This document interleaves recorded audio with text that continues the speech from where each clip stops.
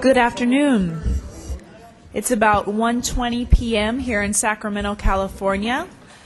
We are reconvening this meeting of the California Citizens Redistricting Commission. I have a couple of quick announcements before we transition back into our session to receive information on outreach efforts. One is regarding the posting of today's presentations on the redistrictingca.org website. Evidently, after there's a certain number of new postings, about a handful of new postings, you would need to search for whatever presentation you're looking for. They have a search bar, and you would actually type in the name of the organization or some details about that presentation, and then it should pop up there for you. Not all of the presentations, again, are up yet, but we will be working on that in the coming hours. The second item is we wanted to allow our Executive Director, Mr. Claypool, to make a brief announcement. We did get feedback from our presenters this morning regarding future staff hires, and so we do have a couple of positions we are in the process of hiring for that we wanted to let the public and our organizations here today know about. Mr. Claypool? Thank you. We've just received approval for an additional position to work with the Commission's internal staff, and this is in addition to a posting that we've had out once and have reposted for our budget officer. So I will say that on the State Personnel Board posting, we have a posting for a budget officer at the SSM2, or Staff Service Manager Level 2 position. And this would be to work with our budgets and also to work with the finance letters and so forth that we have been sending forward to the Department of Finance. And also this individual would work very closely with our contract officer at the Department of General Services that is handling our accounting. So we have that one. Last evening we received an additional our approval for an additional position to work with the Commission's internal staff. This position will be posted at the Associate Government Program Analyst level, and it'll be similar to the two Commission positions we currently staff as administrative assistants. This position will require extensive travel with the Commission through August 15, 2010, and will end on or about August 31st, travel with the Commission through August 15, 2011, and will end on or about October 31st, 2011, after the Commission's records are archived. Again, this position will be on the State Personnel Board. We will be sending the position flyer out through our interested persons list, and anyone who wishes to make a recommendation for this position or an application, that application would have to be received through our Human Relations coordinator that will be with the Department of General Services, but can also call our number at our 800 number with Commission staff, and we would direct anyone to how they can apply for this position. Thank you. Thank you, Mr. Claypool. And with that, we'd like to invite up our next presenter, Ms. Carol, could you pronounce your last? Haymeyer. Welcome, Ms. Haymeyer. Ms. Haymeyer is representing the Contra Costa County Republican Party Central Committee. Thank you for joining us. Yes, I'm actually the chair of a subcommittee. I'm sorry, I have to put on my reading glasses because I can't even read type this big without them. I'm chair of a subcommittee on vote integrity, and I think I'm not going to go for my prepared remarks because I think this is far different than I thought it was. And I think the one thing I want to mention particularly is this. Citizens all over California are very concerned with vote integrity, and of course redistricting is involved in vote integrity. And that's why the measures passed which create the commission on which you now sit. You may or may not know it, but there was a huge statewide conference in San Diego on February 5th for the Election Integrity Project. I was there. It had attendees from Houston, where they have an immense True the Vote group that did purge the voter rolls down there. And there were a lot of people from Nevada at this conference, too. So there's a lot of citizen concern. I'm also active in tea parties. There are bazillions of them, and one gal, the one that notified me of this hearing about last Tuesday, has 5,000 people on her mailing list, and a friend of mine in San Francisco, Sally Zylikowski, who heads that group, has 1,500 on her mailing list. I am very active in the Republican groups now. I'm a member of 5 of them in Contra Costa, and different sort of Chamber of Commerce types and tax types groups. None of us knew about this seminar, session. None of us knew. I had people constantly asking me, is there a redistricting committee? What's going on? Is anything happening? Who's on it? And I can only sit here and say that possibly the reason so many people who are so concerned about the state of our state and the fact that we didn't know about this commission is that you're kind of constrained not to include politics in your considerations, and so maybe you're not notifying political groups. But I would urge you to include political groups in your notification procedures. I'll certainly see that all the Democrats, Republicans, Libertarians, everybody I know is aware of what you're doing. Because though we are organized on political bases, we all live in communities and we all care about redistricting. And so I think my main message is that I'm kind of stunned that so little was known by us about this. And I was talking to people who've lived and breathed politics for decades. And I don't know how we missed it, but we did miss it. And it's not just 1 or 2 people. It's really a lot. I didn't learn about this till last Tuesday. I made these remarks. They're almost irrelevant to you, but they're based on a wonderful book I read by a PhD named George Clark, who proposed redistricting based upon a computer model that he and his mathematician friends, computer geeks, say is essentially the only possible fair, compact, and contiguous redistricting for a state that you can do on a computer mathematically. Now, you have to take into consideration other factors. You have to consider other factors than compactness and contiguity. You also have to consider these communities of interest, and I see that seems to be your focus. But I would suggest that you might take a look at Clark's work, and that could be a starting point, and you could say, okay, here are the ideal districts. All of them are contiguous and compact, and his criteria are the population of every district must be within 1% of the average population of all districts in the state, and the overall district map of the state must be as compact as possible. He claims that mathematically there's only one such map for each given state in the USA, and then you could go from there to see if that map doesn't meet with communities of interest and the other factors you want to consider. But I think today my main message is there's a vast population of people out there who care a lot about our state and politics and didn't even know about this session. And although I blasted an email out to about 300 people, Heather Gass to 5,000, and I think Sally Zylikowski to 1,500, I'm the only one that showed up. And it's been a learning experience for me. We will participate in the future meetings. The education that I've been doing is going around to groups lecturing about gerrymandering and how you want to avoid it, because I didn't even know the commission was up and running. And now I will be able to talk about you and hand out papers with your website on it and hand out papers with the Berkeley IGS website and get people more involved. That's it. Thank you. So we're going to open it up to the floor for commissioners. I do have just one note in response to some of the points that you raised, that we actually don't have any restrictions in terms of who is on our interested parties list that gets updates, and it's a list that's been growing for some time. It predates us actually, back when this process sat with the Bureau of State Audits, transferred to Secretary of State, and now rests with us. So we do actually have assembly members, senators, we have people representing specific parties who are on that interested parties list. So we invite you and anyone else that you're connected with to join that. How do we get on it? Mr. Wilcox? You can go to our website, crc.ca.gov, and the right-hand corner, top right-hand corner, you just click on there and fill it out, and you will be added immediately. Okay. Well, I'll blast this around so you'll just get lots of people on That's good. who are interested. Okay. Great. Commissioner Dye, Baraba, and then Anchetta. Yeah, actually, I just wanted to clarify something. Mr. Wilcox, the website is wedrawthelines.ca.gov. Does the crc.ca.gov also go No, there? it's our website address, crc.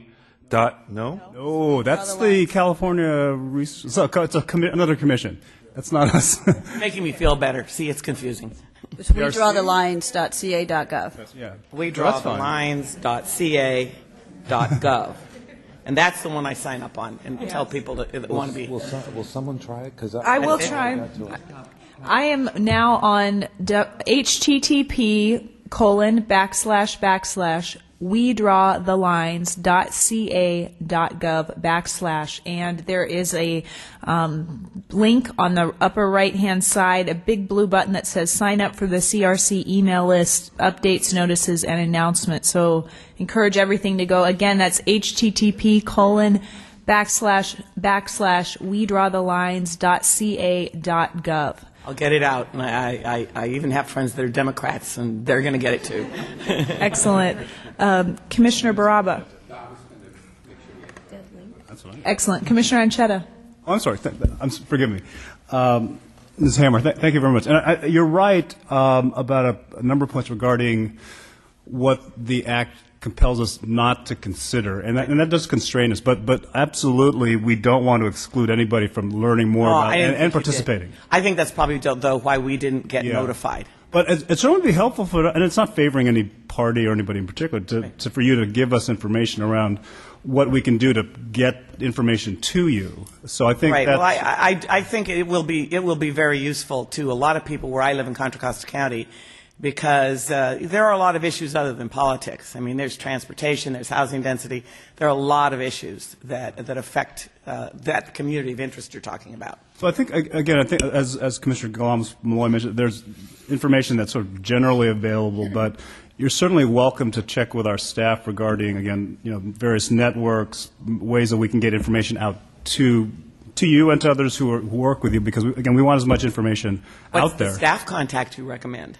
I'll defer to staff on that. Which staff guy wants it? Mr. Wilcox.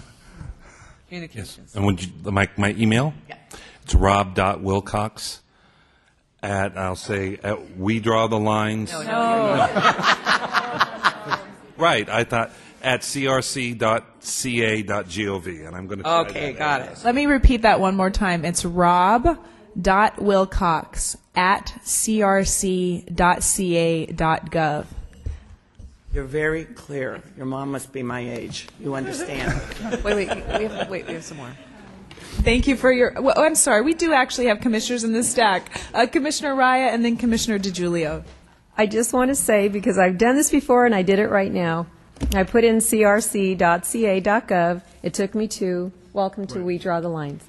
I didn't put anything else in when I typed it in. But if you that was type... my question, whether it was If you type alias. www.crc.ca.gov, you get a dead link. See, this is why you have to be very technologically challenged and you take the simplest route. And I am technologically challenged. That's for sure.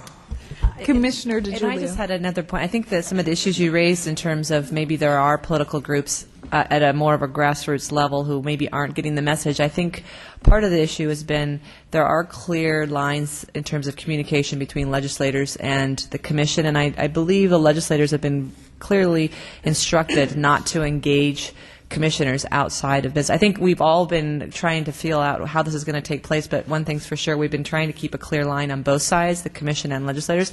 So I think as a result, I would imagine that maybe legislators haven't done a good job in notifying their constituencies. Would be. So I would suggest that if someone like you and all these wonderful resources you have mention to your representatives that they need to do a good job of letting their constituents know that there is an avenue for them to address the commission, because that would only improve the process for any political party to engage the commission as well, not just not just limited to certain type of For groups. example, one of the groups I'm in is the senior citizen group in Rossmore, and they have a lot of interests that have nothing to do with party.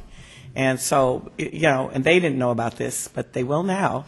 And it occurs to me that since I'm a Bolt Hall graduate, and since I'm near Bolt, and they have that great institute we just learned about, maybe they do public speaking.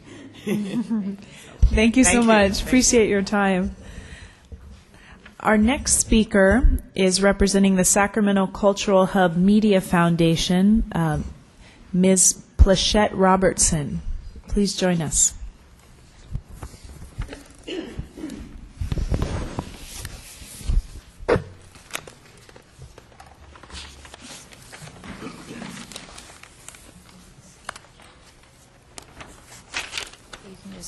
press this one here, or if you like this better, either way, but it's just those two will advance. Okay. And then if you want to go back, just all right. Okay, well, and I just want to say that I'm so glad to be here. I, too, did receive a last-minute notification by email from one of our partners, who is Sam Walton of the National Association of the NAACP. And I was so glad to get the email. I have actually known about the Redistricting Commission as well as the Census 2010 that has led up to this point. So without further ado, we can start with, basically, we are the Sac Cultural Hub Media Foundation. We are working to educate, empower, and promote health and wellness of African Americans in Northern California. We're Northern California based, established in 2003, headquartered in Sacramento County. We are a 501c3 status nonprofit organization. So our mission develops programs that mentor and educate African American urban communities throughout Northern California. If you did pull up our website right now, what you would find on there is basically it is an entertainment news resource that's relevant to the African American communities as well as urban communities. And you can see there, after receiving some information about job opportunities, which we are very much wanting to get that information out to the public as soon as possible. And our website allows us to do that as well as our social media.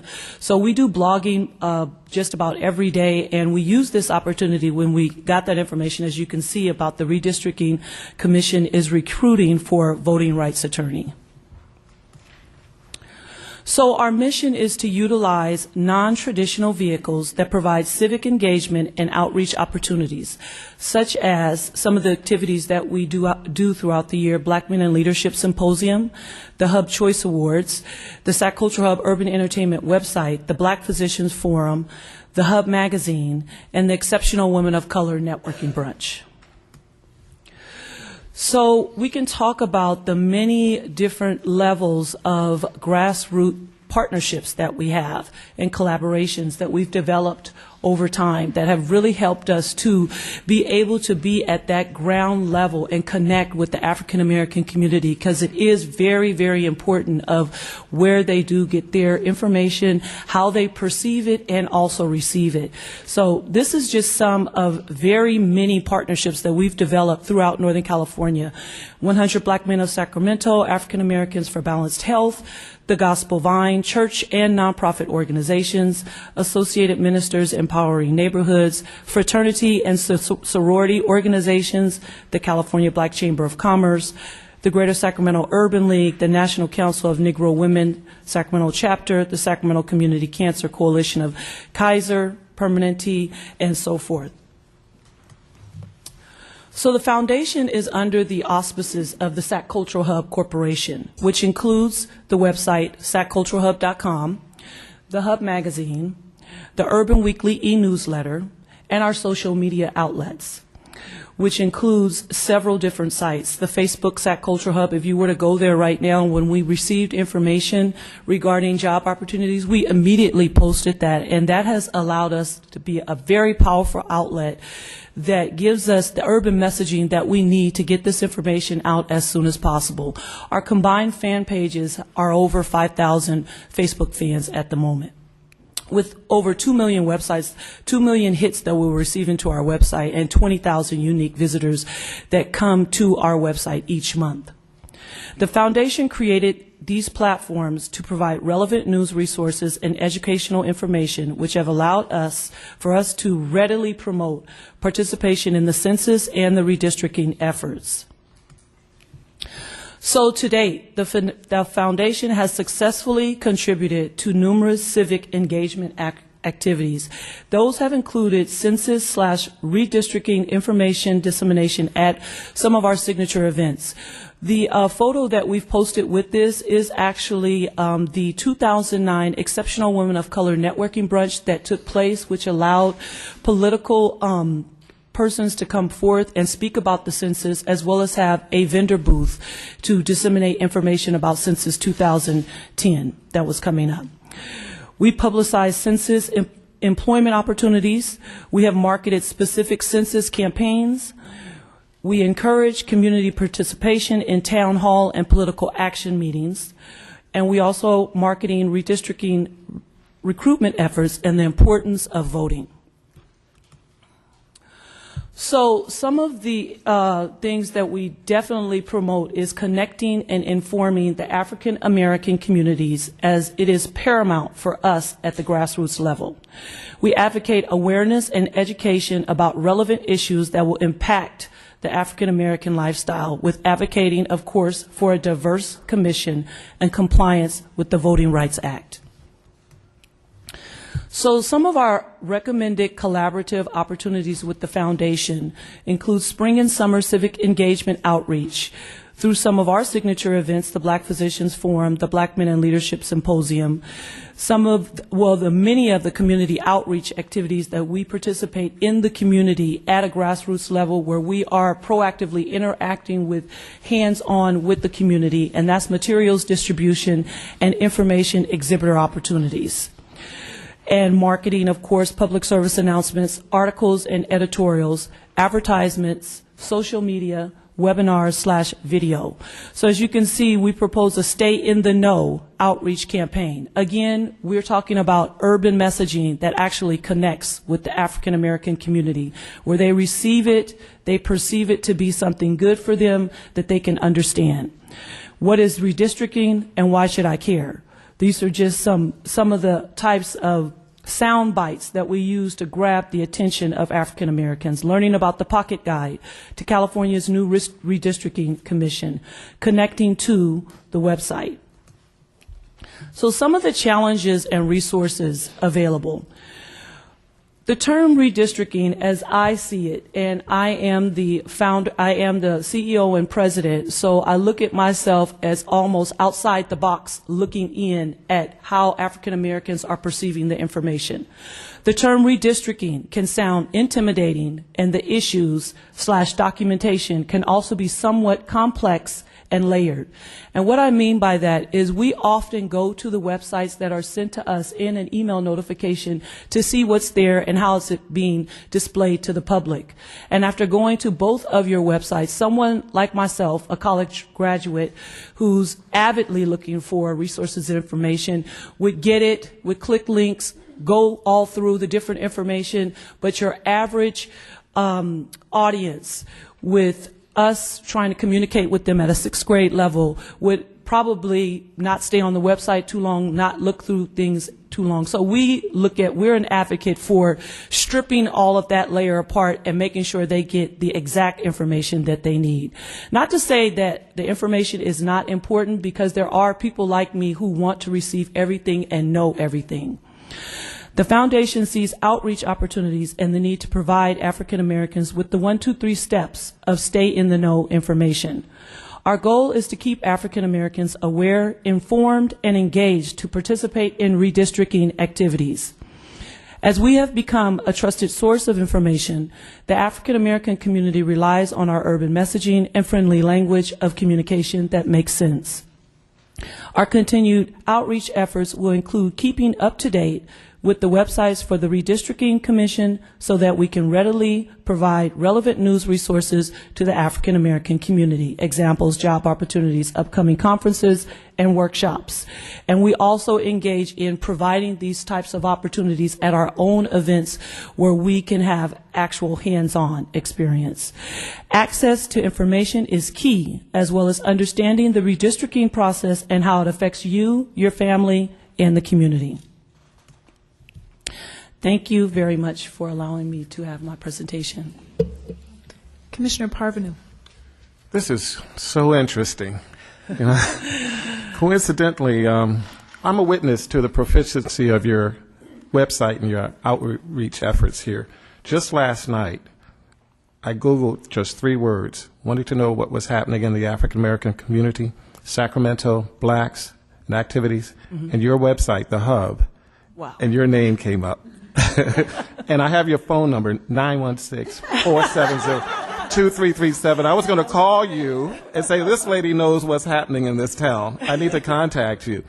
And here you are, lo and behold. I just want to acknowledge the fact that I'm a witness to how your outreach efforts have been very successful, at least as far as I can tell here. And I'm looking at your list of activities you're involved with. It's a comprehensive list, and I have nothing more to say other than thank you for your involvement and keep up the good work. And I'm looking forward to you participating in the redistricting effort and educating and informing the community about this major project. Thank you. Commissioner Filkins-Weber? Thank you very much. Appreciate your presentation today. I have a couple of questions. On your maybe fourth or fifth slide, your recommended collaborative opportunities, you had identified the spring and summer civic engagement outreach with 2 key signature events. Yes. And then you had also identified community outreach activities that you appear to anticipate being involved in. Do you have a calendar as of yet? Yes. We have a comprehensive calendar that you can actually find on our website. Now, these are all the different events that take place throughout Northern California, but then we do have an exclusive calendar to SAC Cultural Hub and the events that we actually participate in, which include the Juneteenth Festival and also the Juneteenth Luncheon. There's also a women's conference that's taking place in San Francisco that we plan to be involved in. It's a really huge conference. It's the Professional Business Women of California, which used to be here in the fall, and we have partnered with them on occasion in the past. And then there's also the Oakland Black Expo that will take place in July. Also, the Stockton Black Expo that will take place in March. So we do have and that's just some of what I can say off the top of my head, but we do have a very exclusive calendar of events that we will actively be involved in. And do you intend on distributing your educational materials regarding redistricting at all of those events? That's one of the things that I'm glad to be here and go to the website. As of now, we don't have any hands-on material from the Redistricting Commission, such as brochures. When the whole Census 2010 campaign was out there, there was readily available information which was provided so that we can make that available. Right now is what we actually pull from the website, and we either put on our on the website, Facebook, or in our magazine that we distribute. One final question. Do you find, you had mentioned you get 2 million visitors on your website per month. I'm sorry? Over 2 million hits. We have up to 20,000 unique visitors a month that are visiting the website. I still find that very impressive. Do you find for the community or your audience that is visiting your website that that's an effective way for you to communicate? Absolutely. It is the most powerful outlet of being able to communicate with the audience now who is on smartphones, Blackberries, and iPhones. So this is the way they're receiving real-time messaging as they're carrying it in their back pocket and their purses at all times. Commissioner Anchetta. Thank you. And I too, very impressed. I'm looking at your website now, so it looks fantastic. Oh, great. I mentioned in asking a question from the representative from the African American Redistricting Collaborative, one of the things we need to look at, particularly with Voting Rights Act compliance, is and this is a real technical term, which if you can translate it into any other language other than legalese, I think is helpful to everybody, but it's racially polarized voting. But in essence, it's basically kind of unfortunately, at sort of racial appeals and just problems of either access or campaign statements. A lot of things that unfortunately sort of old-style racism, but it's still out there sometimes. That kind of information is really helpful because, again, a lot of the stuff we need will probably be in statistical analyses, but I think for the general public, to the extent we can get information, even just sort of anecdotal stuff that's coming up, or local elections, things that may not bubble up necessarily through a lot of the expert witness types of folks we might be talking to. That's really useful information because unfortunately the stuff that really gets generated for litigation is typically very expensive. We're going to be struggling to try to get some of that analysis. It's tough for the folks that are really even specialized in litigating to get a lot of this stuff. So any help in terms of those kinds of, and we can certainly work with our staff, and the commissioners can work with you and other related kinds of coalitions to try to help with that messaging. Absolutely. That would be very, very useful for us. 'Cause unfortunately, that's the reality of a lot of what's going on in a lot of the state, that there's still that kind of polarized voting. Right. And we need to pay very close attention to that. So, thank you. Commissioner Baraba. Yes, thank you very much for your presentation. Are there organizations like yours in other parts of the state? There are actually. We partner with them, and they're located in the Bay Area, also Los Angeles, and they're about, we call them the internet urban media outlets. And I partner with them on several different occasions to get the word out. And so those places exist in, well, they're on the internet, Oakland, San Francisco, San Jose, and as well as that's in California. So we also partner with those in Las Vegas, Atlanta, and Houston. And these are urban media websites. If you could provide that information to the Absolutely. Yes, that information is actually on our website as well. Okay, thank you. Mm-hmm. Commissioner DiGiulio. One quick question is maybe one comment too is could you just you were alluding to it a little bit, could you define what your target area is when you said Northern California? What's your target area? Yes, that's all the way through Placer County all the way down to Fresno.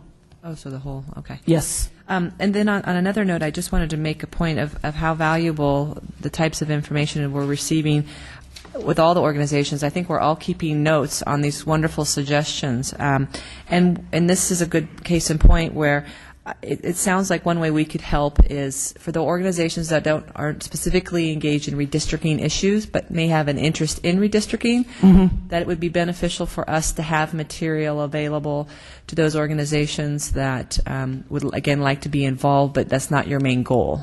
Right. Is that correct? I wouldn't say it's not our main goal. It is one of our main goals to keep the African American community not just on entertainment activities that are happening, but these are huge political issues that are affecting us and our families and our communities. So we strive to really get the information out there as it comes to us so they can understand it and they actually will receive it. So if we had that information available to you for which you could utilize your vast resources to disseminate it, it would be helpful. Yes, so it would be. So you don't have to create the material yourself. Exactly. Okay. Commissioner Aguirre. Yes. Just a quick question regarding clarification. You kept using the term urban messaging. Yes. So does that, is it urban messaging versus rural messaging, or as I suspect, urban as in internet and social media? Internet and social media, and basically we kind of refer to it as a sound bite of information rather than news article reading like you would read the Sacramento Bee or San Francisco Chronicle. This is not the way an African American user reads its news. They're no longer reading actually print newspaper, very few. They're online, and they only want to, they're more visual. Our people are a lot more visual, so a great picture that displays what the message is, and then a paragraph that's really straight and narrow and to the point.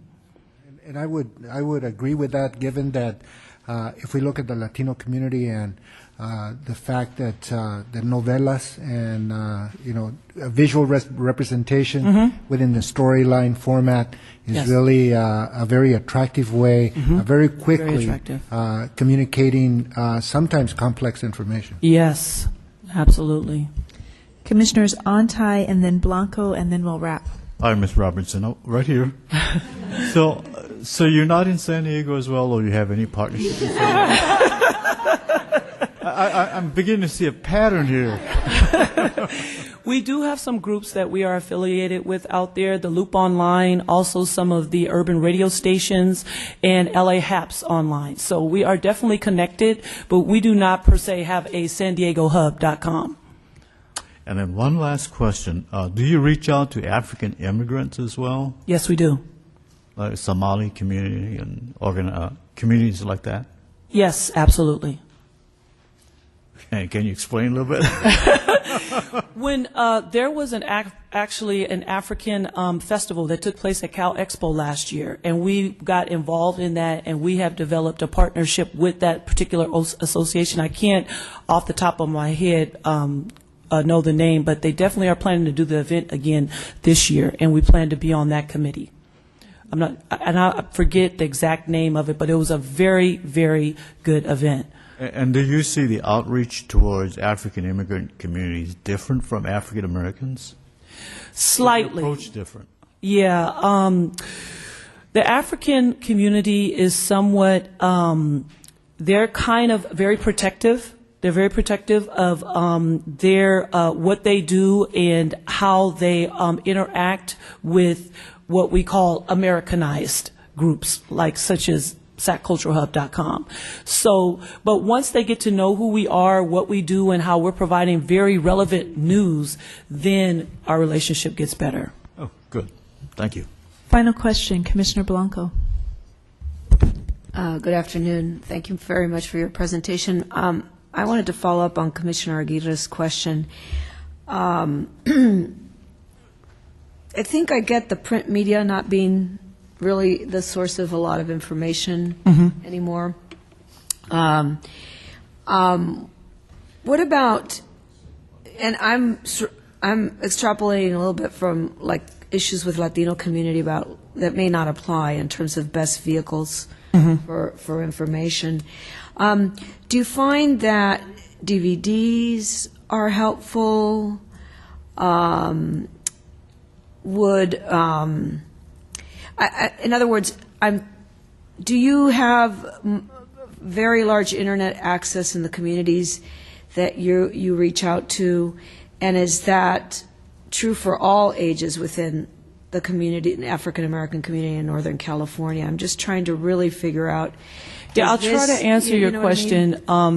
Radio and also YouTube video media is becoming the most powerful way. I would say probably YouTube video, anything on video where you can come up with, because you mentioned DVD, but most of the community, especially with our young people, I don't know if you've seen the Justin Bieber movie, but it's pretty extraordinary, and I took my children to see it, and it just opened up a whole new array of what YouTube is really doing, and how, it's just not kids out there. It's these directors, it's all these different professionals that are out there looking for talent now. So if you can come up with some type of attractive, creative video that talks about redistricting, the redistricting process that doesn't come across so intimidating, and maybe consulting with a media group that could possibly do this and work in the community to bring forth, I don't want to say a hip-hop urban messaging, but it could be an urban rock messaging. It could be several different messaging. You could have a contest. Okay, now I'm giving away all my ideas for free, so. Thank you, Ms. Robertson, for your time. We appreciate it. Just a quick check-in with my facilitators. We're running a slight bit ahead of schedule. Mr. Payton, I don't believe, is here yet, so we've had a slight change of schedule. One is that we are going to continue through without a break, given our late lunch recess that we just had. And so our next presenter will be Mr. John Kim.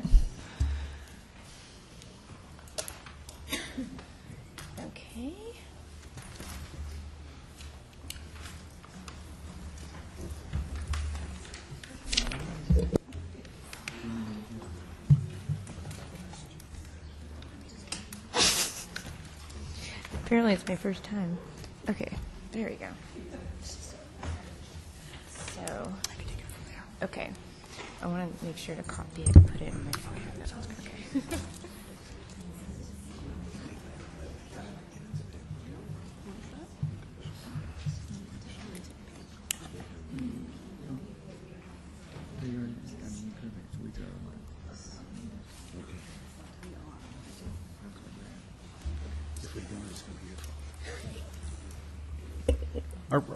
We're live right now?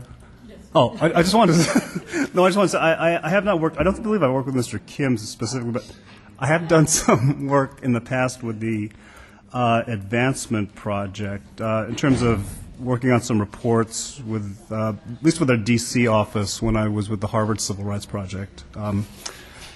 That's it. Thank you. I should take pause to find out if there are any other disclosures forthcoming.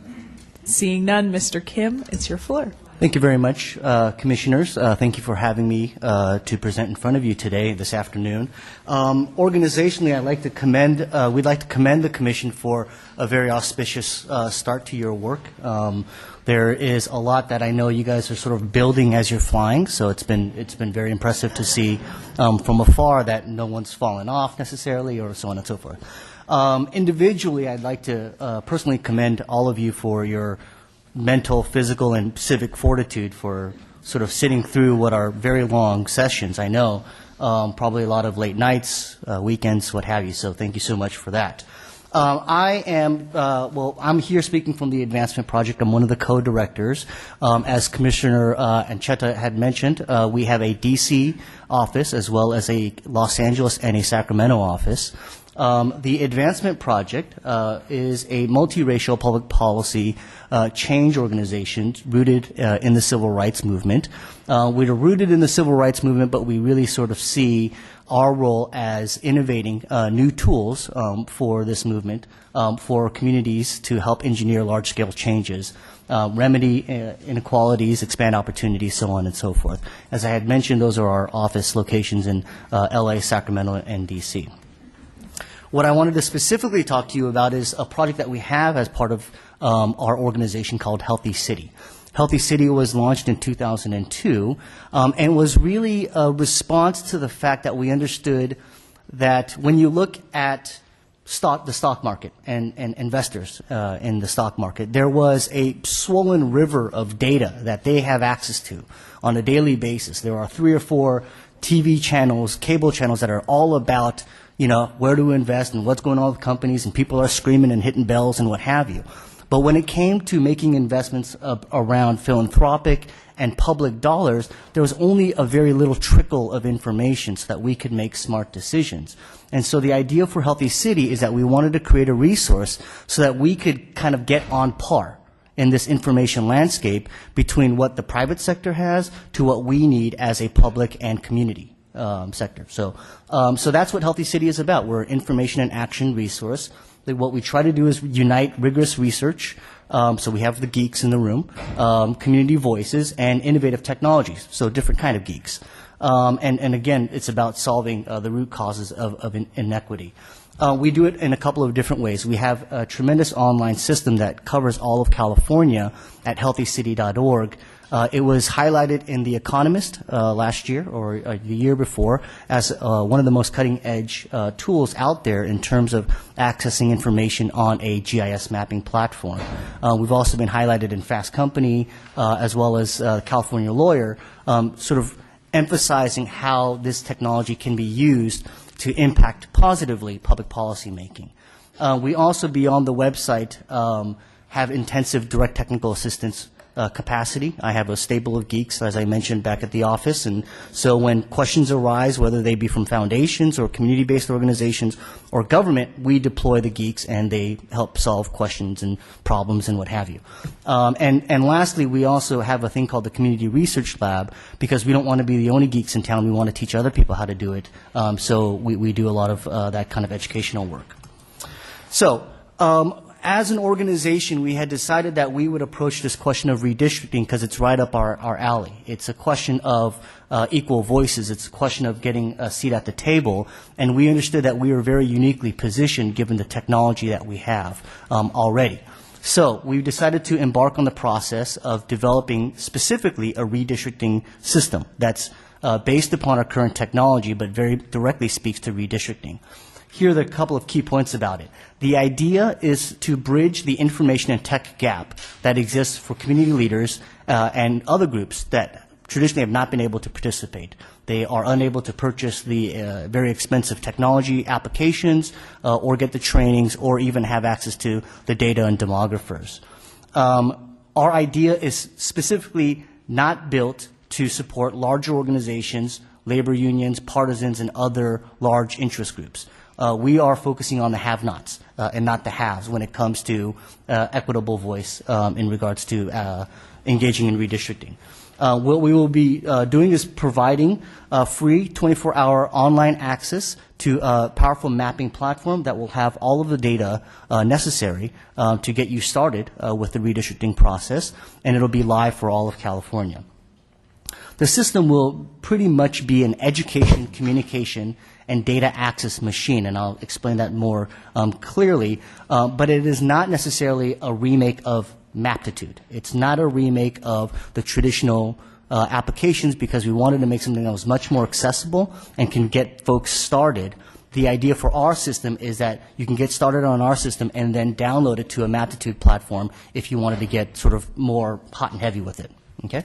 And again, our idea is that we would support various jurisdictional levels. So here is a mock-up of the system. It should be live once a couple of weeks after the census data, the PL data is released. It's just a quick mock-up of what we're going to be doing with the home page. You can see here there are a couple of areas. There's a comment on California area, a view data, or draw a community of interest, or prepare testimony. Okay? So I'm going to talk about the uses of this system. The first use would be to learn a little bit about what redistricting is and what's happening in your community. The idea is that we'd be targeting community leaders, advocates, media, policymakers, and researchers for this particular use. On the system, there will be an interactive educational web module that will sort of walk a person through the questions of what is redistricting and why is it important to me, what are communities of interest, and how can the system, the Healthy City system, be used to help have a voice. The other piece of the website that will respond to this particular use in terms of learning, you'll have access to key data and maps, you'll see what's at stake, and you'll see what others are saying about your neighborhood and district. And let me show you guys what we mean by that. When you get onto the system, you'll be able to point the mapping platform to any district, whether it be the 2000 version of the district, any district that you may have previously drawn, or a city, a county, or what have you. The map platform will automatically point to that, and you can turn on data variables off and on, sort of on the fly. What I'm looking at in this, what we're all looking at in this particular map, the dark green areas would be higher concentrations of the African American community within the Assembly District 45, and out in the blue lines there. The system will then allow you to pick years or even ask the system to calculate what's the difference between the 2000 and 2010 data. The system will automatically do the work and give you some of a new map that will show you, the brown areas are where there have been a decline of those populations versus the purple areas where there have been an increase. This is a district in southeast part of Los Angeles where we do know that there's been a tremendous demographic shift, and so the data kind of would play that out.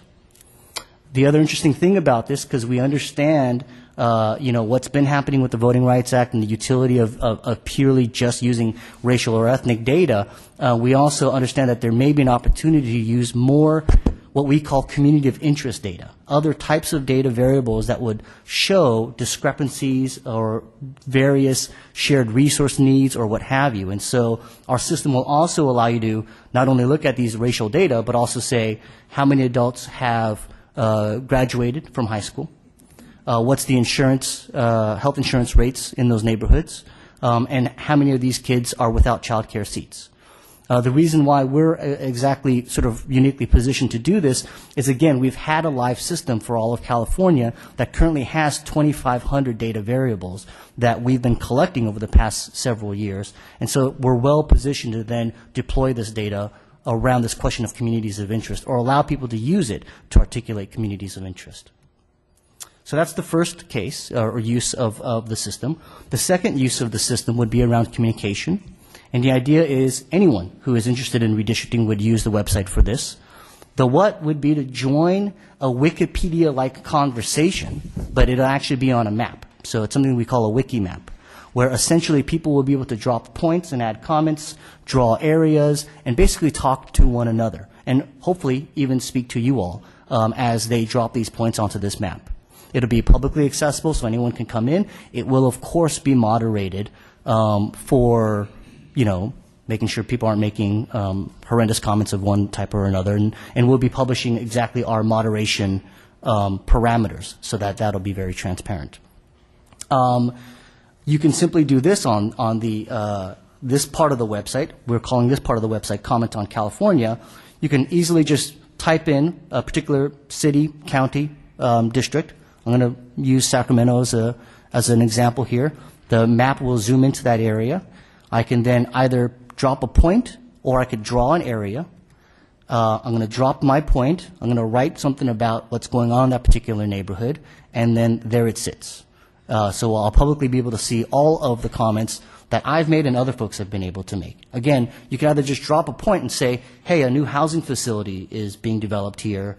It's very large. You should consider it. Or it could be a neighborhood saying a high concentration of nonprofits are in this area. Please consider that. Okay? And so what then will happen is we will most likely integrate that with a Twitter feed so that as people are making comments, you'll be able to access it both on a map or actually see a Twitter feed of comments that are being made as they happen. Okay. The third use of the system will be to actually draw and engage you all very quickly in terms of the data that we have and maybe some other ideas about districts that they'd like to draw, and they being our users. Again, the who would be the community groups, the advocates and leaders that are the have-nots. They would be able to come on and conduct research to develop a position, whether they're focusing on a specific population, issue, or geographic area. They'll be able to use the data to kind of figure out what the data is telling them, and then actually draw on the map communities of interest or even proposed districts. Once they've done that drawing work, they can then create a PDF file of the map and any narratives they want to type into it and submit that as part of testimony in front of the commission. And if someone starts here and wants to do much more intensive analysis, they could transfer this to Maptitude platform, and we think we'll be referring folks to the UC Berkeley technical assistance sites for them to download it there. Very quickly, again, it's a simple mapping platform. You can draw areas. It'll grab the underlying blocks. I could draw it a different way. It'll grab those blocks, and it'll give me a full report of what I've just drawn and the underlying data. Okay? And it'll create these kind of reports. You can customize, type things into it, and then submit that. Okay? Finally, we do really want this to be a collaboration machine as well so that people can group, sort of map together. They can share comments and map together, what have you. Oh, the only other thing I want to mention about the drawing a map is that you can actually, besides using the census data or the voting data, you can actually see all the comments on the Comment on California and layer that on the map as you're drawing, so you can kind of make sure you're taking those comments into account as well. For the geeks in the room, here are all the data sources and the data variables. This is an initial list, but we do intend to add other community of interest type data sets. Our outreach plan, we are focusing statewide. The materials will predominantly be in English, unfortunately, due to time and funding. And AP will not be submitting a statewide plan. Again, we see ourselves as a platform to support folks to do so and not to do so ourselves. Outreach plan includes, we've been conducting one-on-one engagement with all the Redistricting California partners to see about how this might be able to integrate into their outreach plans and engagement plans. We've been presenting at Redistricting California conferences and are looking for others and have already been asked to present at others. We have our own network of statewide and regional partners in the Sacramento, Bay Area, San Diego, and Central Valley areas, which we'll be engaging.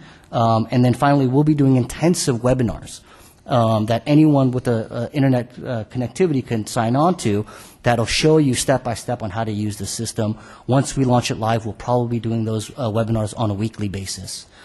We also intend to do outreach to media, including ethnic media, and engage other local collaboratives. Suggestions for the CRC, and these are slightly technical or geeky, so I apologize for that. I understood, but I just wanted to note again, as I have this opportunity to present in front of you all, the distribution of the draft plans in a digital format would be critical and would be very helpful for an organization like us to immediately grab that, load it up onto our system so people can actually play with the drafts. They could actually play with data, mark it up, so on and so forth. So that would be great. Staying open to testimony submitted from the community in new and interesting forums, such as the Twitter feed and the wiki map that I had just talked about, whether they be sort of as a part of official business or what have you, some way that you all could take on information in that particular way. Appropriately considering and again providing all of us guidance on how we could use other data sets, state, local, federal data sets around articulating communities of interest. How can we use health access condition and outcome data? How can we use school data, so on and so forth? Finally, if you could consider highlighting our system as a tool for more effective engagement. And I'm done. Right on time. Thank you so much. Commissioners Anchetta and then Baraba. Well, you certainly have geeky pride. And I wear it with pride, sir. This is very interesting. Actually, I was unaware of the software. I have a couple of geeky kinds of questions then. So it looks like you've got about 4. I'm looking at your slide. Looks at least what's currently on your slide. Looks like you've got about close to 50 data sets that you're using. Some of which are ones, no doubt, the commission and its staff and consultants will need to consult. Obviously, the ACS and the PL94 data. And it looks like you're pretty good in terms of telling, at least through various charts, which data you're using and which variables you're going to be drawing on. Because I think the challenge, of course, and obviously the public is going to use, doesn't need to know where all the data is coming from, but for our consultants in particular, even though it's easy to kind of transfer equivalency files in MapTissue, that's sort of the language that enables the software to, the programs sort of read each other in a common language. There's a lot of different data sets, that some of which are older, some of which are newer, and it's probably much larger than what our consultants will ultimately rely on. I'm hoping that as you're moving forward, there'll be some, and this is again more technical, obviously, but that you'll be able to provide that specific information. They'll kind of say what's older, what's newer, what's from out of state, what's census figures, those kinds of things. That's right. And again, this is a PowerPoint, and so, well, first of all, I'd like to acknowledge a fellow geek when I see one, so I appreciate the comments. And I hope you don't mind, Commissioner, that I called you a geek. Okay. I've been called many other things, too. I frankly think he outed himself. I go by many names. But this is just a PowerPoint slide. On the website itself, there's a button that will show you, when you click on it, it'll give you all the what's called metadata, which will include the source, the year, all of that information. So that'll be embedded as part of that. And again, I failed to mention, but yeah, it'll be equivalency files in which will allow people to move back and forth between our system and Maptitude. And finally, this is again part of one of my suggestions is that the Commission provide us some guidance on which data variables you all are comfortable and your consultants are comfortable, and we could, of course, be very flexible with that. Right, thanks. Commissioner Baraba. I thought I used to be a geek, but I think I'm no longer qualified. Once a geek. Exactly. I mean, it's very impressive. One of the things that's come up in our conversations, and I don't have access to your site, so I want to see if it's there, is the issue of what's occurred within different groups relative to their acculturation into the larger population. Has that been addressed with your group at all? I'd have to say at this moment that it has not been sufficiently addressed by any data variable that we have. It is not a very easily documentable dynamic, and so we have yet to find a very good data source for that. Okay, thank you. Commissioner Dye. Thank you, Mr. Kim. This is very impressive software. I have a bit of a geeky question also. I was very intrigued by the ability to, have conversation and live comments and to be able to layer that on top of the map. One of the challenges with the Internet is, of course, anonymity, the ability for people to hide, essentially.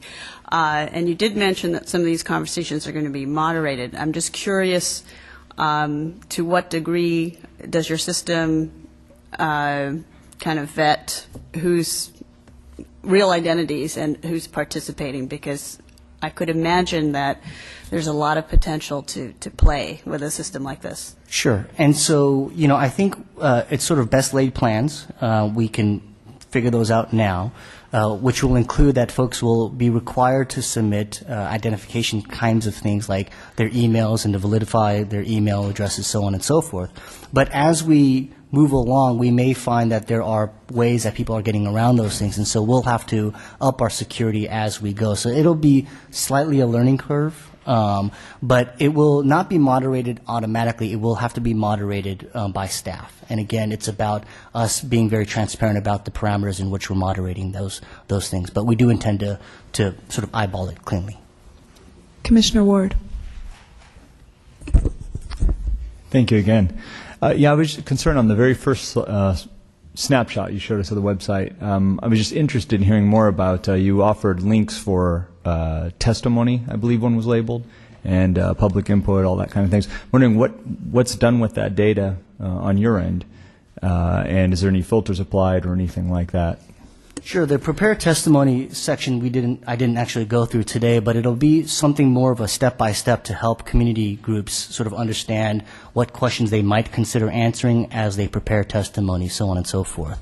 What happens when you create a map and create a plan on our system is that it actually will stay with you. You will actually be creating a user profile.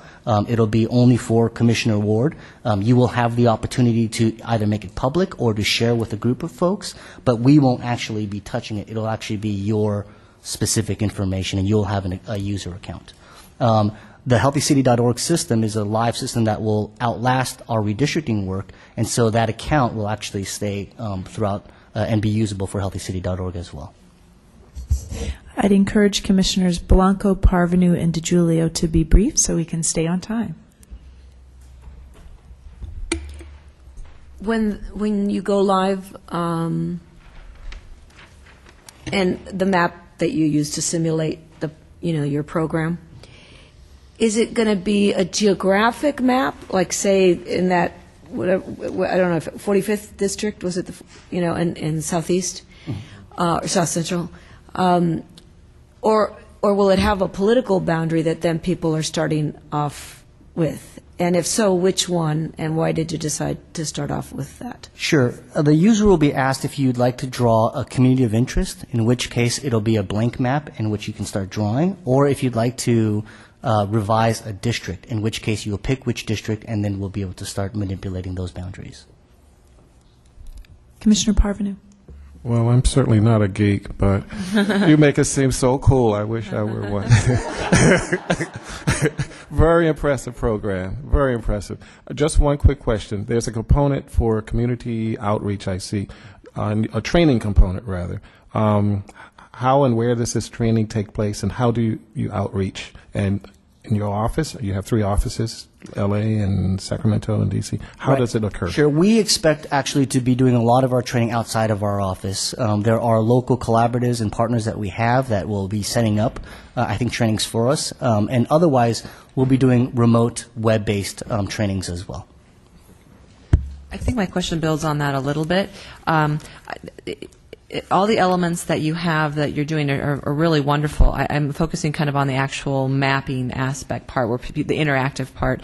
I'm kind of curious to see what type of utilization numbers you anticipate for people to do this, and also how are you bringing the people to use this site? Are you partnering with the organizations, or how are you going to get people in the door to use this great programming you have? Sure. Let me. I could answer the second question because I remember that one right off the bat. So we do intend to partner with organizations. Redistricting California is already, and Common Cause have already been gracious to allow us to present at their conferences. We've had meetings with groups like New American Media that have networks with ethnic media up and down the state, and they may be hosting a summit for us to present this material. So again, it's about leveraging our partnerships as well as doing whatever we can to toot our own horn. And the first question? The first one was, I just was curious, do you have a number for the anticipated utilization of the site? Yeah, it's redistricting, so they're not going to be knocking down our doors necessarily. I know. But we did anticipate that because it's block-level data, it'll have some intensity in terms of the bandwidth, so we've actually moved our entire system to the cloud, which means that it'll be much, much faster. And if we find that there are a lot of users, we have the flexibility within an hour to expand our server base because it's on the cloud. Okay, thank you very much. Thank you, Mr. Kim, for joining us today. We appreciate it. I just want to check in regarding scheduling. I believed we were going to go with a slight change and go with Rachel O'Brien from California Conservation. Hi, welcome.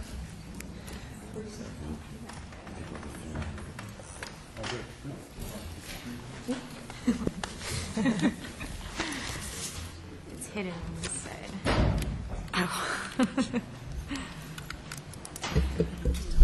Yeah. I just want to announce for those of us who are following along their agendas here that Alan Payton from the Contra Costa Redistricting Task Force is not here with us today, so certainly if he does show up, we will insert him later into the agenda, but if not, we're just going to continue through with the other presenters who are here in the audience.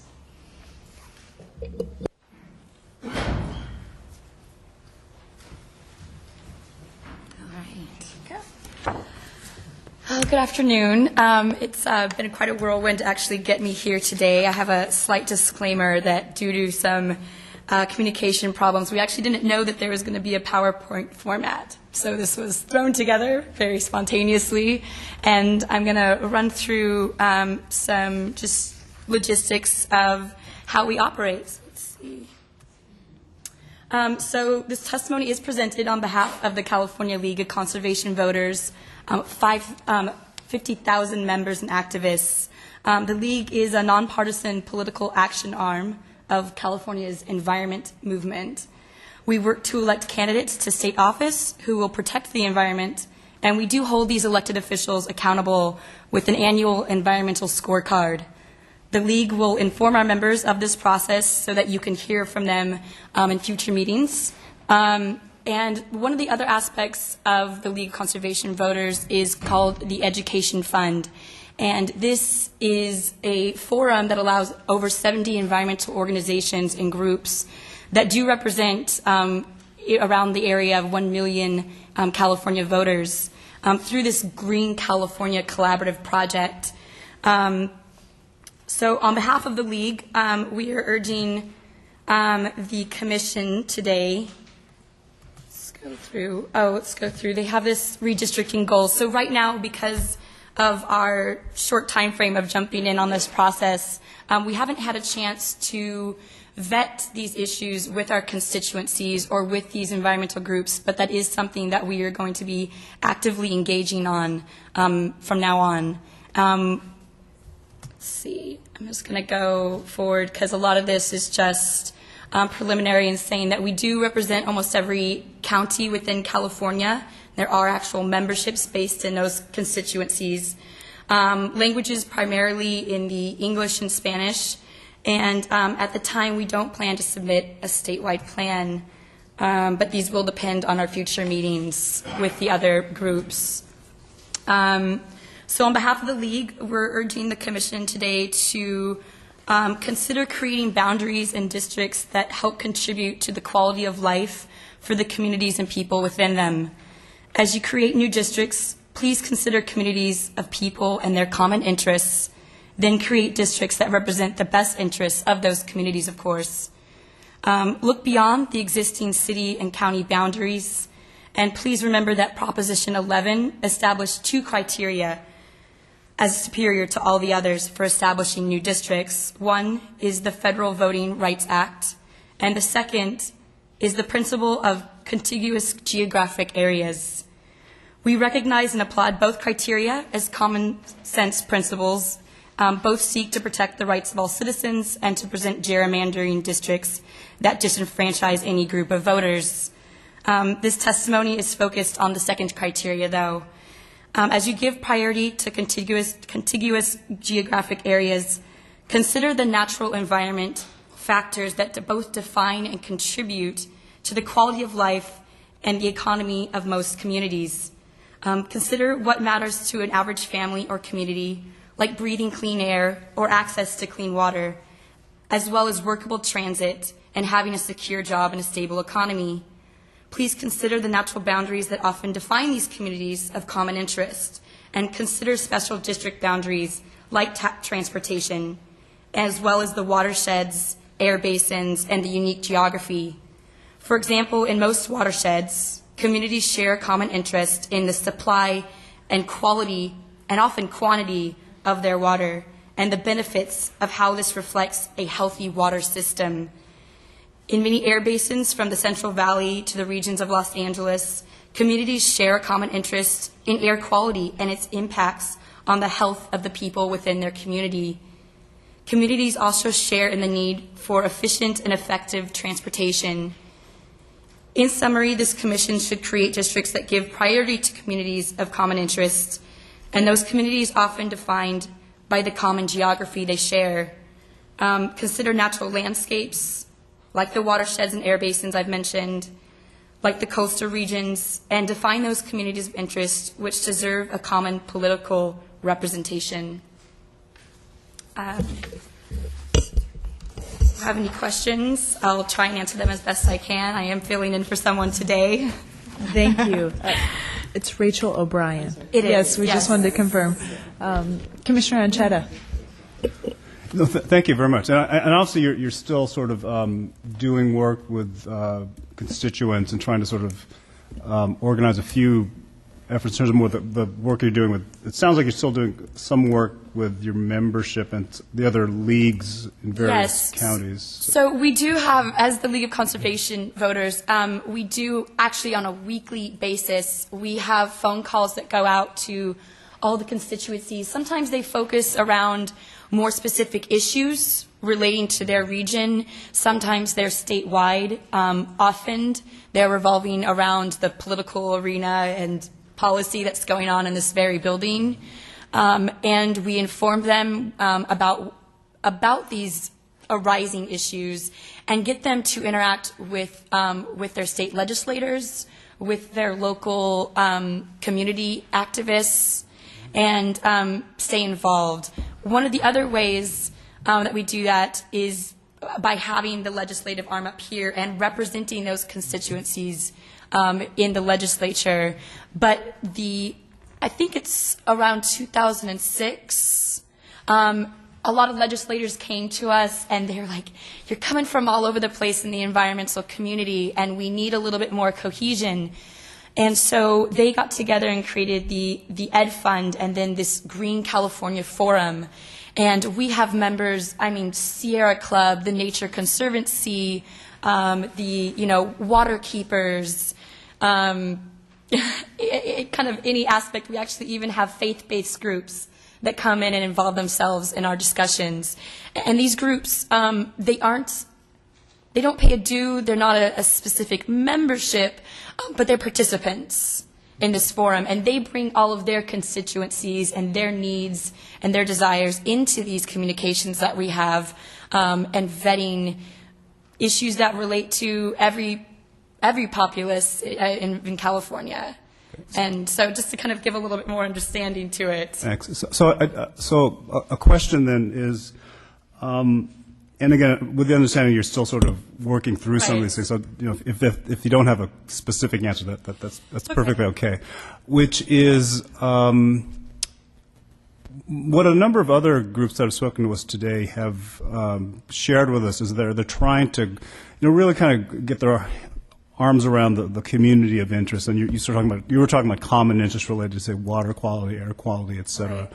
In trying to work with the groups with whom you're trying to work, are you going to, or have you tried already to articulate what that means in terms of sort of having a common issue? Because one of the things that's really challenging about looking at environmental issues in particular is that they often cross wide areas, right? So if you're talking about air quality, it's not just this little part of a county. So we have a challenge of trying to draw particular lines, but some of these interests cross over lots of territory.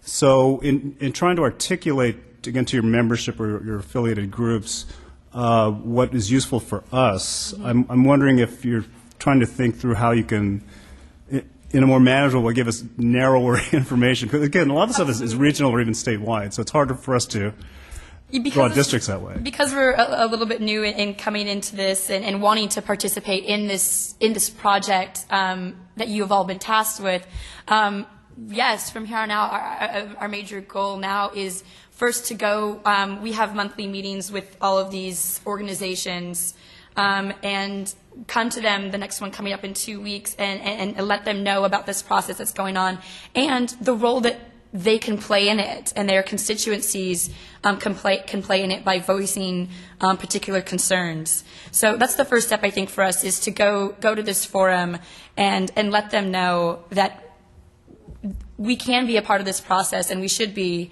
And please go to your activists, your people on the ground, and start gleaning information. And right now, I mean, obviously, there's been many great ideas that I've watched others present on today, and I don't know the exact action that we'll take. But gleaning information on what's important to these constituencies revolving around environmental concerns, whether that's energy or water, air, land, ocean. So yet to be defined, but definitely looking forward to working with you on this process. And if any recommendations can be put forth to us, we are open to hearing them. Commissioner DiGiulio. I think this is great because I think some of the issues, I'm glad to see this topic being brought up. Some of these issues are a particular concern, I think, to the Central Valley of California, water, air, agriculture. I just want to take yet another moment while we have a lot of groups here. I think when we're talking, and this is an important point, I just want to have out there that when we're talking in a large sense, the Central Valley, again, is a large area. When you go into this area, you need to make a distinction between San Joaquin County South and Sacramento County North. And I think Commissioner Forbes would echo that for a lot of different reasons, there is a divide between the Central Valley. So if you're talking about agricultural issues, I think you're going to gear it towards the San Joaquin Valley. Well, I shouldn't exclude that, but there is a distinction. There is a distinction. So when you are addressing this, and as we go into those communities, this is a very important difference to make, especially around these issues. Commissioner Baraba? The point I was going to bring up, I think, has been addressed, but I think what would be really helpful is, I know one of the areas where I've had some experience is, for example, the existing water rights and things of that nature. If your groups together could bring maps to us that kind of delineate where some of these areas are, I think that would be really beneficial for us to start thinking about superimposing those on what we would think is normal areas of interest, but actually there's a broader area, and it could bring groups together. Commissioner Forbes. I just want to follow up a little bit. The Central Valley is Bakersfield to Red Bluff. The Sacramento Valley is basically the Delta North, and the San Joaquin Valley is Delta South. And to give you an idea of how different those are and how different they see some critical issues, you won't find that people north of the Delta have the same attitude about water as people south of the Delta. And so it really is important to treat them separately. Right. Commissioner Dye, last question. Yeah, actually, it was a comment following on Commissioner Baraba's point. If we can get this information, and I'd like to make sure that Mr. Kim has that information so that can be superimposed on the Healthy City maps. That would be extremely useful. Yeah. Because we have seen a large rise in the concern over health and the environment. They are inextricably connected now, and we're seeing that if we create healthy environments, that we're reducing health bills and pressures on families that are experiencing difficulties with asthma and their children these days. Huge explosion. We've been running into issues with, especially along the coast, you have coastal populations and you have agricultural populations that are right next to each other, and they're hitting each other in the head about issues. And so trying to find some synergy with them and some common ground. Thank you, Ms. O'Brien. We Thank appreciate you. your time. Next, we'll invite Ms. Lauren Hammond with the Sacramento Area Black Caucus. Please come join us.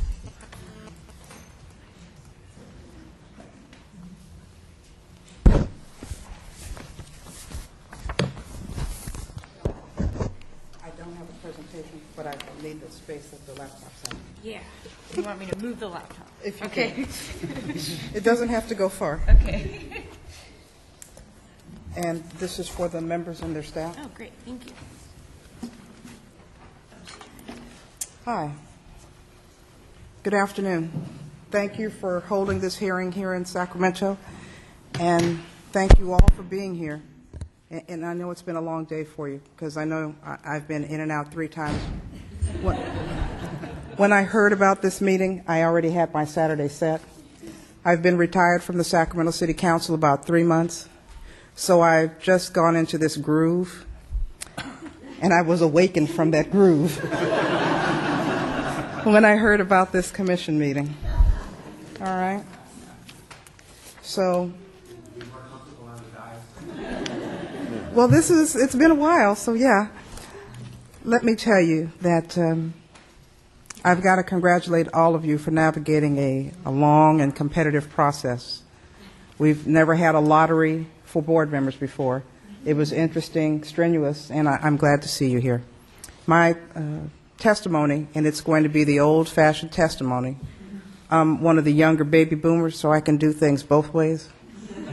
But it does require me more time to create presentations. The Sacramento Area Black Caucus was formed in 1972.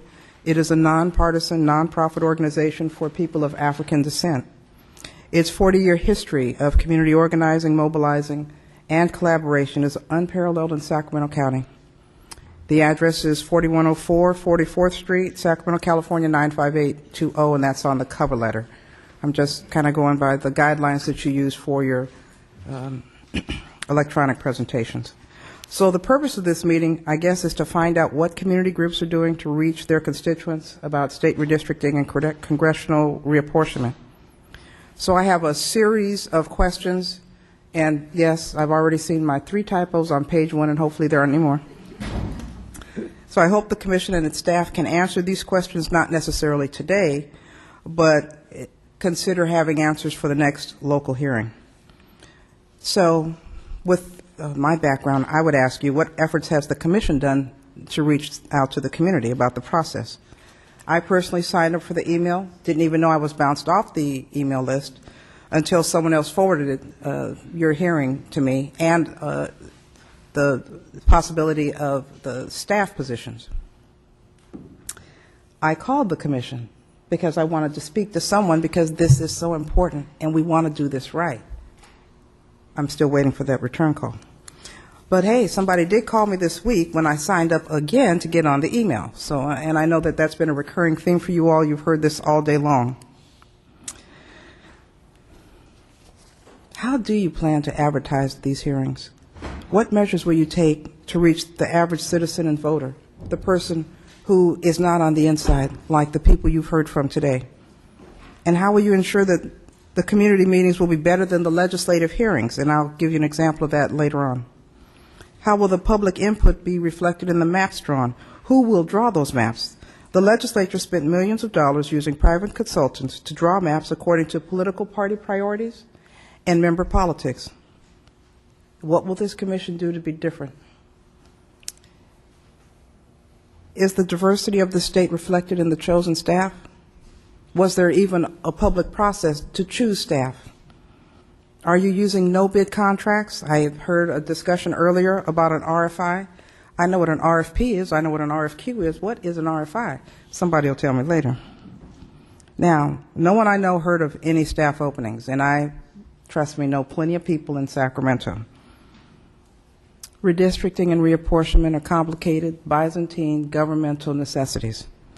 Here in California, we chose to do things differently by passing Proposition 11 of 2008 and Proposition 20 of 2010. We want you to get this right. Believe that. We want you to get this right. But the effort may be rendered useless if the hiring practice reflects state government practices of the 1950s. Creating 173 districts for the State Assembly, the Senate, the Board of Equalization, and Congress is just too important to squander. If your staff looks alike, thinks alike, or grew up in similar circumstances, how will they effectively judge the merits of community concern and thereby make those recommendations to the Commission? How can you communicate something you've never experienced or understood? Now, I'm going to give you an example of what I'm talking about. If you'll go to the first map in the handout, you'll see there is a black square with white lettering that says 09. That is the 9th Assembly District, this district that you're sitting in right now today. The map is a proposal for the 9th Assembly District in 2001. If you look at the bottom, it says Parkway-South Sacramento, and then there's a thick black line. That area is called Meadowview, Parkway and North Laguna. That area has been removed from state senate and assembly districts for 3 decades in a row. And it's right there in the city. Because of our relationship with our legislators, we were able to explain our concern both in 1991 and in 2001. And these lines were drawn by the private consultants paid for by the legislators, even though they had both Assembly and Senate staff people, those staff people that actually knew the communities. How will this commission be different? And I say this, I know with all due respect, and you know what that means, something's coming. But this looks like a project being completed on the cheap, adding another government department with insufficient funding. This work only occurs once every 10 years. If implementation of the initiative fails, then California will remain ungovernable. The whole point of this exercise is to change the dynamics of the state's election process. Let the voters choose their representatives and not the other way around. That idea, coupled with the open primary, is supposed to create opportunities for more moderate candidates with a real connection to the voters, and then make public policy that moves California and its people in the right direction. I'd like you to consider. Community groups have GIS software and systems which we have used for redistricting for the last 2 decades. When we complained about our community being gerrymandered, we were asked to provide alternatives. I personally have 2 different mapping software at home. And I've been involved in redistricting in 1991 and in 2001 at both the local level and quietly on the state level, because I admit for 22 years I worked here at the Capitol in the state Senate. So I've done double, triple duty for a long time. Because we were equipped with the technology and because we had the skill set to get the job done, we provided those alternatives to the California State Assembly. And then those alternatives were included in the final plan. And we took Meadowview and Parkway and North Laguna and brought them back into the 9th Assembly District. If you'll go to the next page of the map, you'll see a 17. If you go to the top of it, you'll see Parkway South Sacramento again. I mean, let's be real. What in the world do South Sacramentans have in common with Stockton? It's not even the same valley. You heard the commissioner talk about the difference between the Central Valley and the Sacramento Valley. And the capital of this great state is at the bottom end of the Sacramento Valley. We don't have anything in common with Stockton, but they see a group of people of color who are Democrats, and they try to stick them in to help anybody that's in Stockton. Not going to work. We don't like it. We don't want you to do it either. That's why we want to tell you about it early. The next map. And does this look old or what? You know this is the 1991 map, and this is the Senate district. And if you'll go to the number 34 and 33, those used to be part of my old council district. There's a big white area. Guess what? That's those same 3 neighborhoods being cut out, put into Stockton. So I say again, we just want you to remember. Then the final map is what the current 9th Assembly District looks like. And it pretty much follows most of the city of Sacramento. Although we have grown to 418,000 unofficially. We don't know what the census is going to say in April. And we know that we can't all stay within one assembly district anymore. There isn't any reason why the county of Sacramento has to be divided into 5 assembly districts. It's ridiculous. So I'd like you to consider some of the community groups who have the possibility and the skills and the software to respond to your RFI. My concern is that this isn't really a hearing. This is really, you're trying to figure out who's going to get the inside track on some other things. And I know that is probably not true, but the format for the first or second hearing has been a little confusing, to say the least, for those of us that haven't had an opportunity to speak to any of the staff or to any of the commissioners. So now the California population, as you all know, is a majority of people of color. And you know that there are more women than men. Even though the commission is trying to reflect California as best it can, it's a little off, just a little bit. Now, the 1991 legislative plan completed by the courts, not the legislature, increased the number of women in the legislature. Those gains were taken away in the 2001 plan adopted by the state Senate and Assembly. And I have no idea what your staff looks like, but I don't think that the staff has got any women in positions of power. I could be wrong. I would love to be, I prefer to be wrong. But these are the things you're going to have to think about, along with drawing those maps and listening to what folks have to say around the state. Now, maybe you can understand why I'm concerned about the process, the personnel, the direction, and the product that you're going to create. So the California census numbers will come out in Public Law 94-171 summary files in April, because California is going to be last, along with a few other states that don't hardly have our population. And you have a lot of work to do in a short period. So I want to wish you the very best of luck, and I'm here to answer any questions. Thank you, Ms. Hammond. Commissioners, questions, comments? Left you speechless, did I? Mr. Anchetta.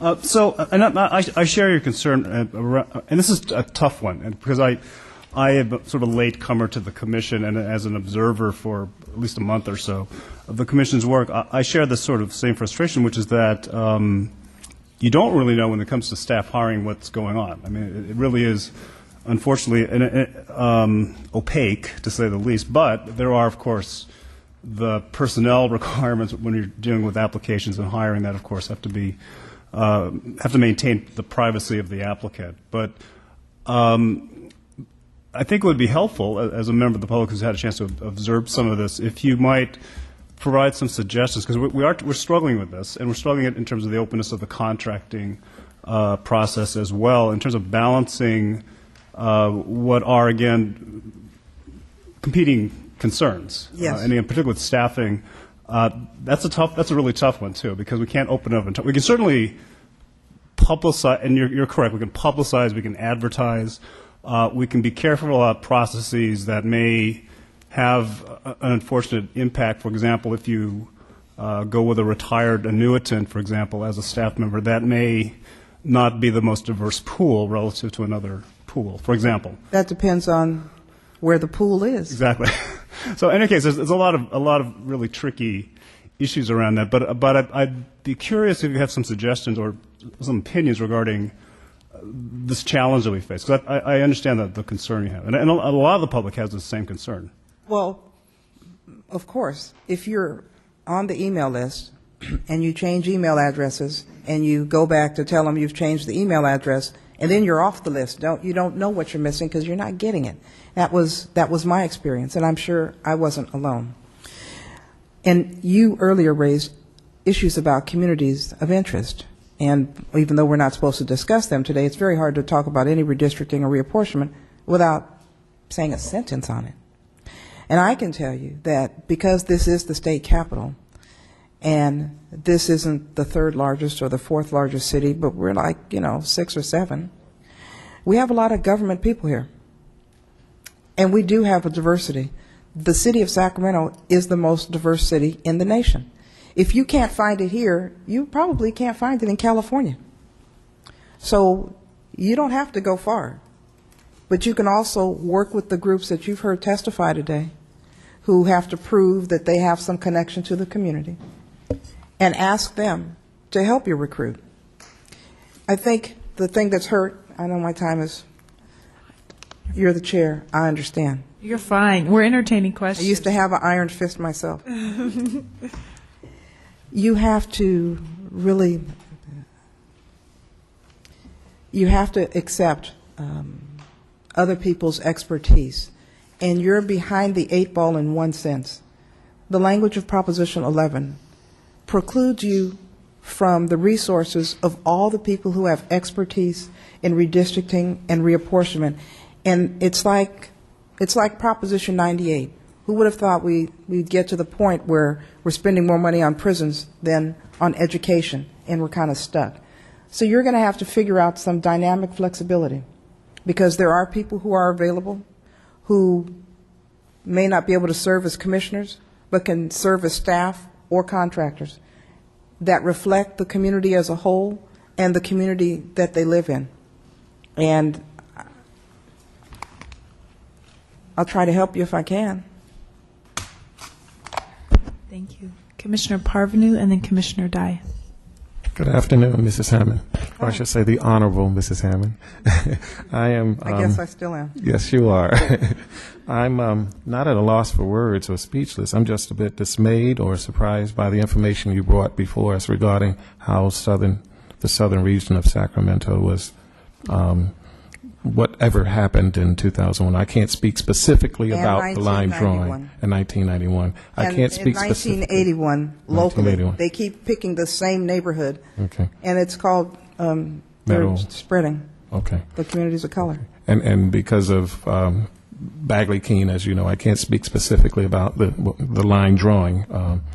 But I can say this, that that's exactly why we're here. You're providing testimony. We want to do it right and get it right this time. This has been the most open and transparent process that I've been a part of in my life, and I'm sure that others can say the same. So I can simply invite you. One of our first public input meetings is going to be right here in Sacramento.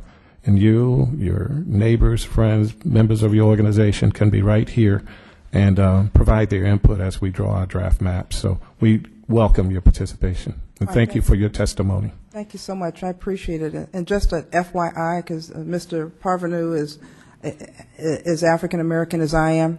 Generally speaking, in the Sacramento region, most of the African American organizations meet on the last Saturday of the month. FYI, just the cultural tidbit. I'm glad to know that. Thank you. Commissioner Dye.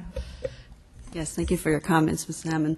I don't know if you heard, we actually made an announcement just after lunch about 2 open positions that we have. Mr. Claypool provided the information, and we would absolutely love your help and any organizations in the room. We have been looking for a budget officer for some time. We would love to add to the diversity of our staff, and we also have an opening for another assistant to manage the load. And I did want to assure you, and this has been a subject of a lot of debate in the last couple of days, about hiring consultants and the RFI, request for information, that went out. That's what I thought. It's actually now an invitation for bid, I believe, which is an IFB. I've learned more 3-letter acronyms in the last couple of weeks. It's government speak. Exactly.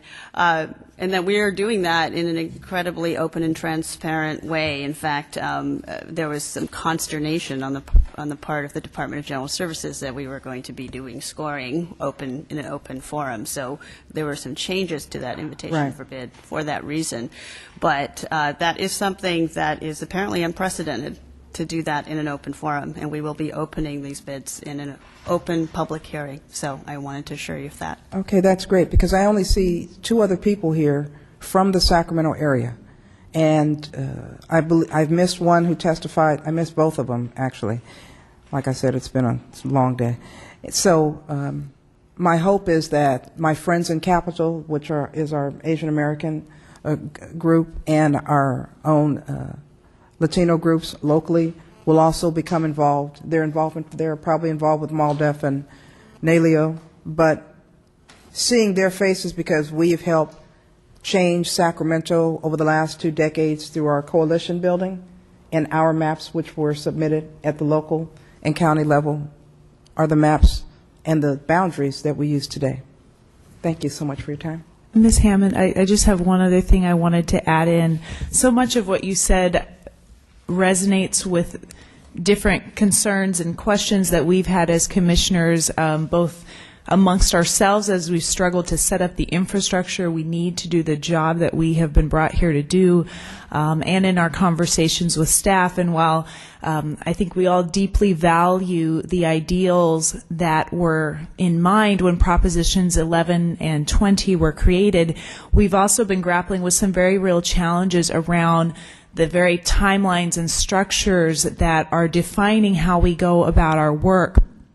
So we know that this is the structure under which we need to work now, but we really view part of our job as being able to provide a strong analysis of what worked and what didn't work, so that we as a commission can pave the way for future commissions both within California and in other states across the country to make sure that this type of model can really get off the ground and get moving. So, as we're going along, we're noticing issues around different other supportive policies that might need to be in place, or kind of the infrastructure needs that would have allowed us to hit the ground running more efficiently, or access to different resources that would have allowed us to have a more diverse staff. So these are definitely things near and dear to our heart, and did not want you to think that this is the first time that we were thinking of them, but it does always feel good to have the public come and express that to us themselves. So thank you for your time. No, thank you. Thank you very much.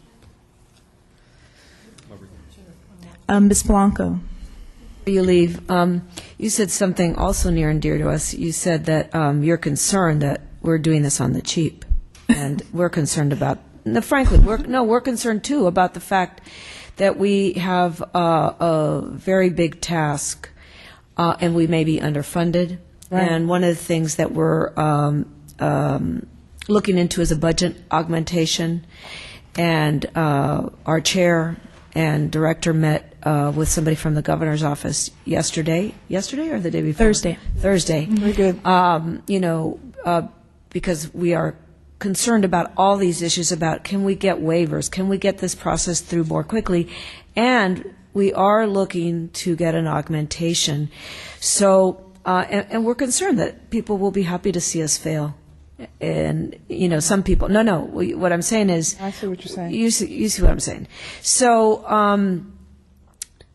even though it's hard for people, I think, at this point in time to support any kind of increase given the deficit, to the extent that you and others know that we need to be fully staffed to be able to do this job well and to reach out to communities, to have the tools to reach out to communities, and that we need an appropriate budget to do so. I hope that you can get people involved in helping us be able to do that. If I possibly can. And the reality is you've got a bunch of people lined up with their lawsuits before you've drawn the first line and had the first hearing. And you want to make sure that your final product can withstand constitutional muster. So we want you to succeed. And there are some people in the room that want to be part of that. Thank you, Ms. Hammond. Thank you. So I know we have in the room right now at least one additional group that's ready to present. David Lee from the Chinese American Voters Education Committee.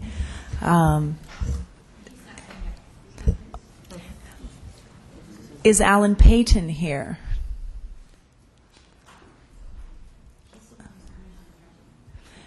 So my agenda seems to be a little out of date. Why don't I ask for the latest information about what other groups we have that have registered to present? Thank you. I apologize. Okay, we've got one other group to present, but we know he is coming from the airport, and he knows he's on at 3:20. So I don't know if you want to take or is it? No, I'm sorry, 3:40. So you maybe want to take possibly a bio break, and I don't know if you want to consider doing public comment and circling back around. That sounds good. Do I have an urgent request for bio break, or would the commissioners like to entertain public comment at this time? Public comment. I'm getting a grimace from my vice chair. We will take a bio break. I need my leadership to be happy here, so let's come back at 3:15. We'll take a brief bio break and reconvene at 3:15. Thank you.